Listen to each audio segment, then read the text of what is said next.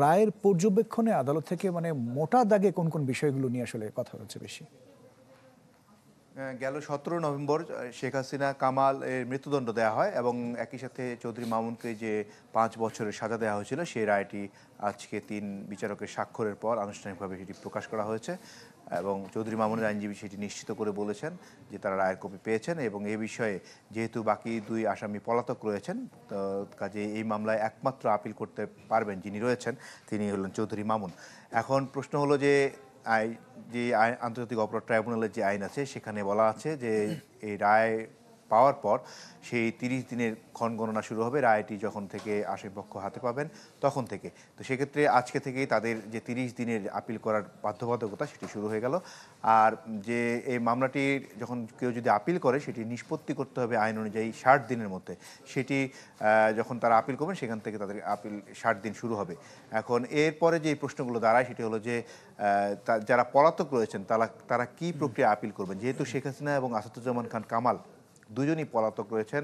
তারা দেশে এসে যদি আপিল করতে চান অথবা করেন তাহলে তাদেরকে প্রথমে কারাগারে যেতে হবে এবং কারাগার থেকে সেই তাদেরকে আপিলের যে মামলার এফিডেভিট সেটিতে স্বাক্ষর করে সেটি আপিল করতে হবে।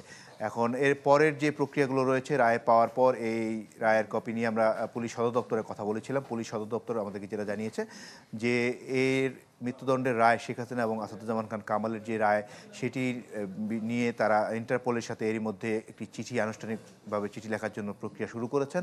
ম্যাক্স দেশের সবচেয়ে শক্তিশালী 52.5 এন গ্রেডের পিসিসি সিমেন্ট এবং তাদেরকে ফেরত চাওয়ার বিষয়ে এবং ইন্টারপোল যে রেড নোটিশ জারি করবে সেই প্রক্রিয়াটি তারা এরই মধ্যে শুরু করেছেন। এর মধ্যে একজন পুলিশের শীর্ষ কর্মকর্তা ইন্টারপোলে গেছেন এরকম একটি তথ্য তারা আমাদেরকে বলেছে, তবে সেটি কোন প্রক্রিয়ায় তারা দেবেন নাকি সশরীরে গিয়ে দেবেন সেটির জন্য তারা পরবর্তীতে আমাদেরকে হয়তো আনুষ্ঠানিকভাবে জানাবেন।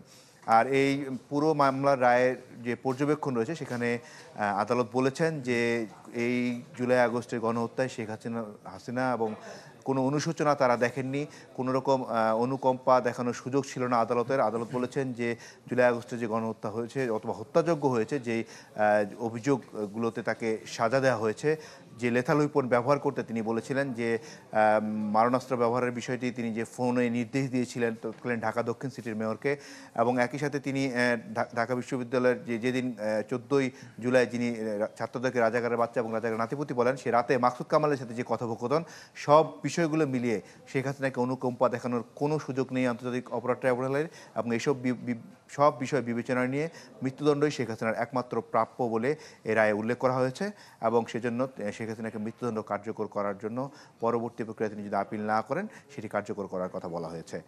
অনেক ধন্যবাদ মাসুদুর রহমান আমাদের সাথে যুক্ত হয়েছিলেন নিউজ রুম থেকে।